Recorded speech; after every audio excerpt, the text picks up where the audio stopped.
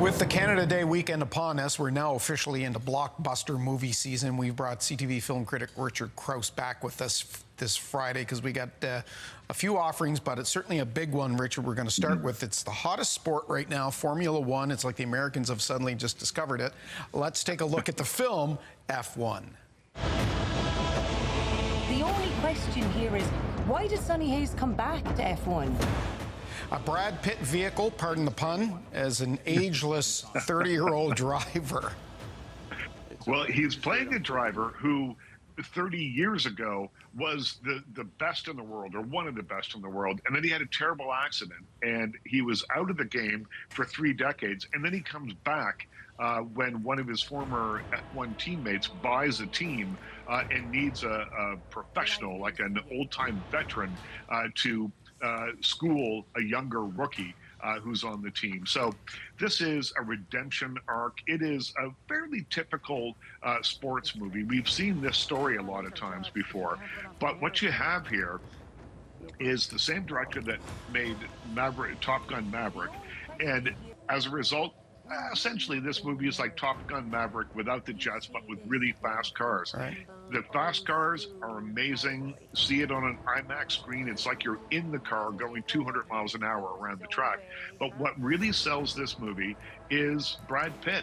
He just smears charisma over every single frame of this movie. He's a movie star, and when you want to go see a big summer blockbuster like this, you want someone you can root for, you want someone that's going to make you raise your fist in the air, and Brad Pitt is that guy. And yes, thank you for clearing that up for us. He's not 30 years old, he's a 30-year driver, so yeah. That's right. The guy doesn't age, it's unbelievable. Our second offering is action, horror pastiche, if you will, called Megan 2.0. Here's a clip. How is this possible? You deleted it. Apparently you didn't. It's certainly creepy. Yeah, this is a sequel. The original film came out 3 years ago, and it was about a robotics designer who made an AI doll to keep her daughter company. And the doll, though, evolved, as you know, we're all learning now that AI can, and it became very protective of the daughter, and then sinister things started happening. So they decommissioned the doll. Now, 3 years later, there's a new doll, Amelia, and she's a military-grade weapons AI machine who just might be able to take over the world if she's let run loose. So they bring Megan back as the only thing on Earth that can fight against this AI doll.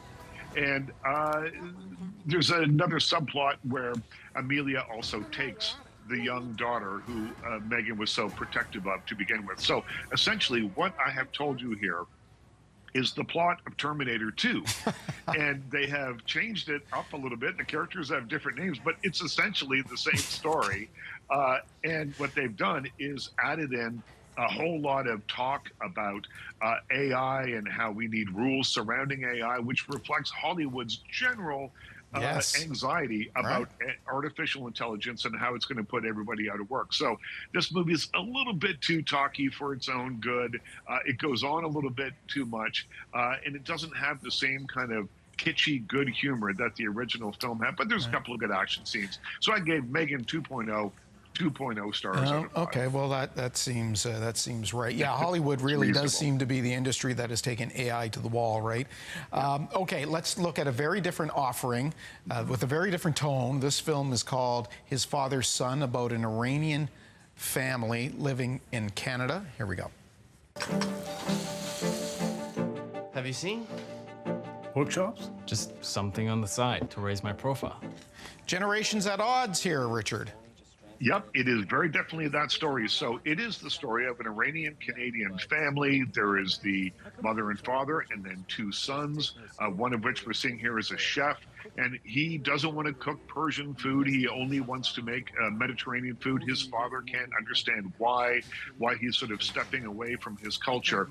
And then in the midst of all that stuff, an old, long-lost friend from Iran leaves the youngest son in the family $1 million in his will. They haven't seen him for years, haven't heard from him for years, and all of a sudden, this big bomb of money shows up, and they have to wonder why. So that question is kind of at the heart of the movie.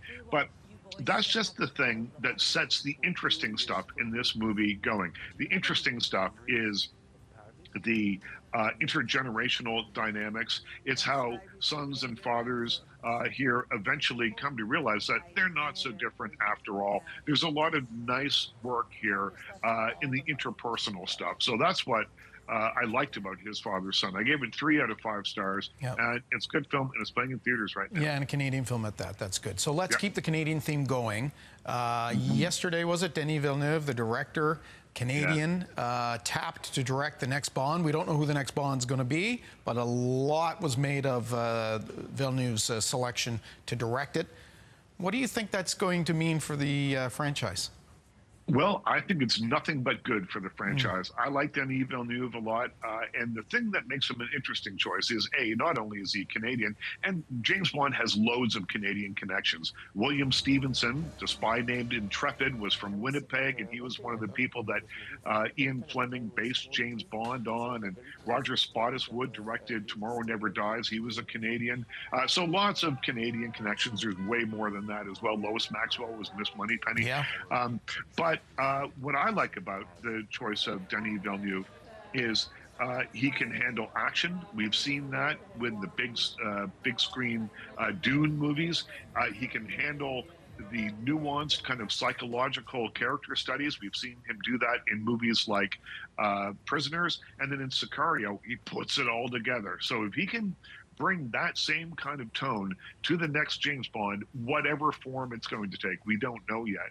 I think it'll be really great. And I think he'll have a shot at finding the next James Bond. And I think that's really interesting to have someone new from outside of the family, which has run this franchise for so long. Right. They've let the reins go now. But to let somebody else come in and change the direction possibly for the next decade, very exciting. Yeah, Amazon Studios with a bigger say in that. Okay, Richard, great to have you on this Friday. Happy longish weekend, and we'll talk to you soon. Absolutely, Todd. Thank you. Okay, we'll be back right after this.